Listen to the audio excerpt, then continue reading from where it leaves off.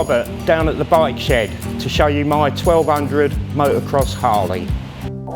This is my son Jordan, who I built the bike for so that he can compete in the Malle Mile. The reason this bike came about in the beginning was because I got diagnosed with a serious illness, and basically I designed the bike while I was in hospital. Sort of, you know, gave me something to think about, you know, during treatment and so on and so forth.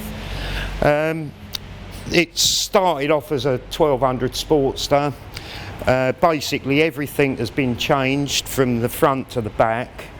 The frame from here back is my own design and construction. Everything's been made by me, all the machining, welding.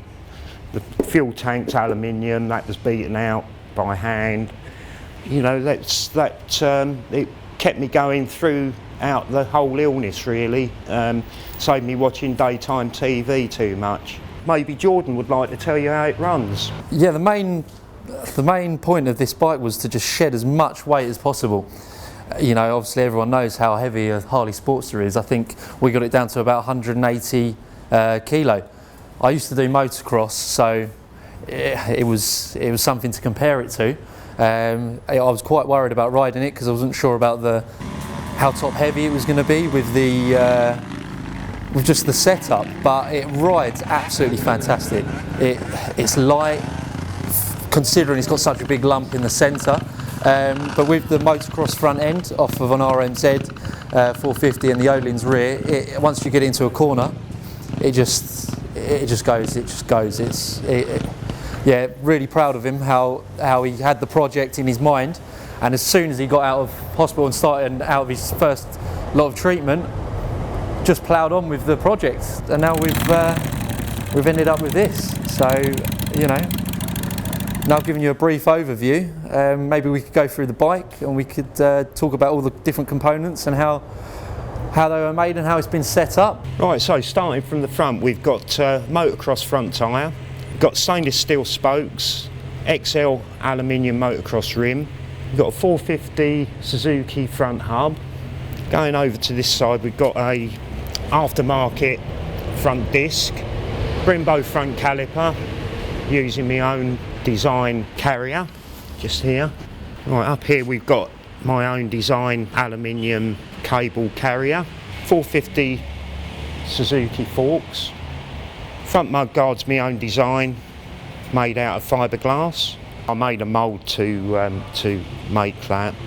Front sign plate is beaten up out of aluminium. Down here we have the aluminium bash plate, which I beat up out of 4mm aluminium sheet. Just keeps the engine nice and safe, free from mud and goo and stuff. The handlebars are aluminium Renthal motocross items.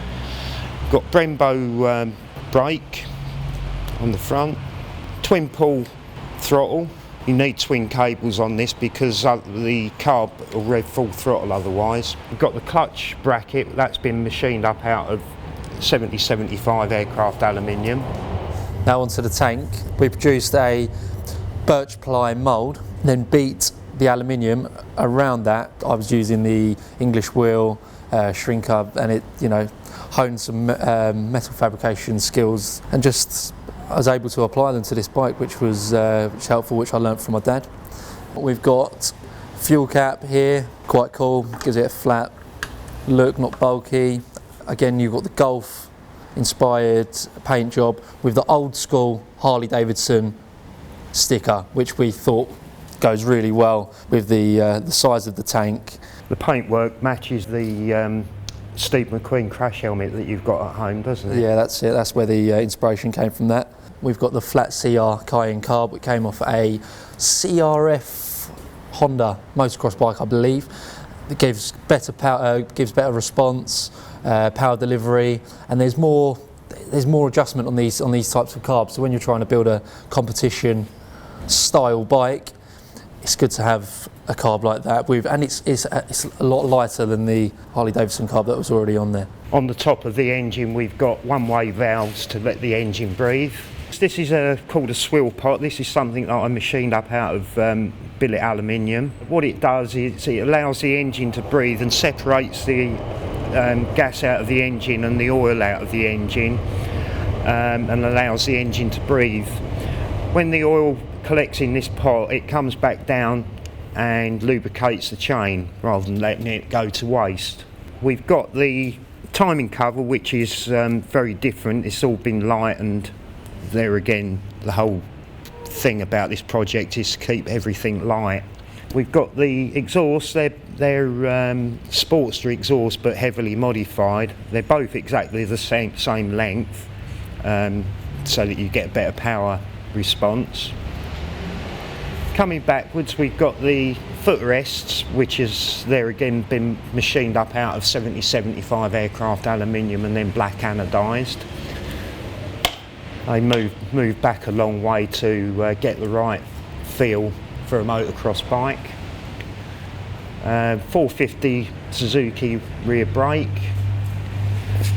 Right, coming back to here, the rear subframe is non-standard. This is something that I've made to lose weight and to get the right geometry for the bike, because obviously a Sportster isn't designed for motocross work. Coming up here, we've got the aluminium oil tank which I made, there again to keep everything light. Coming back here, we've got the Olin rear competition shocks. Swinging arm has been made by me. It's much bigger, much lighter, much longer. The pickup points for the shocks are in a different position to get the right geometry to make the bike handle properly. 450 Suzuki rear hub, XL rim again, aluminium, motocross tyre. Now George, you take over. Right, we've got the rear mudguard, which, much like the front mudguard, was formed around an old motocross mudguard. I believe this one was out of fibreglass. It's more durable, stiffer, takes the paint better than a motocross mudguard would. We've got RMZ 450 seat that's been chopped down to shorten it because we've got the fuel tank there, and reupholstered. We've also got a lot of rubber mounts on this bike. This is holding the tank down because it vibrates a lot, so you need to take some of the stresses out with rubber mounting in various areas. If you come around here, this is quite a clever part of the bike. This foot peg was initially on this engine plate, but it brought the foot peg out probably another inch, so your foot wasn't in line with the gear lever. So out of this billet, it's been shaped to the same form as the engine casing there, which brings the foot peg in another inch and everything's in line, tucks the legs in, makes it feel like a race bike. Up here you've got a handmade battery box. Because we tried to keep everything as compact as we could, there was actually nowhere we could have put the battery, so this was the only spot we had for it. Here we've got the brake caliper holder, which is made again out of 70-75 aircraft alley. It holds the Nissin rear brake caliper, which is off of an RMZ 450. The reason why we had to have it mounted on the bottom is because of the drivetrain orientation of a Harley is on the opposite side. So it looks a bit vulnerable, but we didn't really have any other choices. So that's a brief overview of the bike. So hopefully we can get it started for you. You can hear it run. So here we go.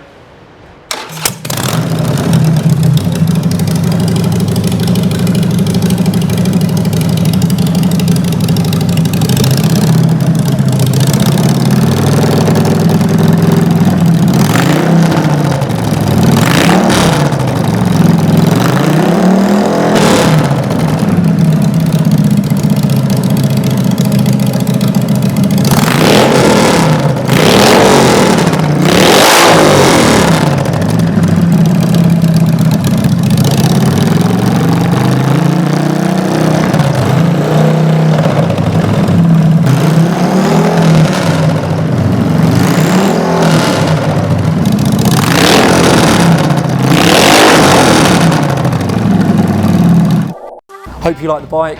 Don't forget to like and subscribe to the Bike Shed YouTube channel. loads of different videos of custom bikes, really good videos, make sure you do it.